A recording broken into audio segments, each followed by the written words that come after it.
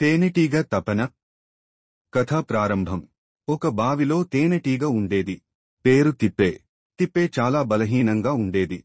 కాని అది ఎప్పుడూ చెబుతూ ఉండేది, తిప్పే, ఒకరోజు నేను గొప్ప తేనెటీగల మాదిరిగా తేనె తయారు చేస్తాను.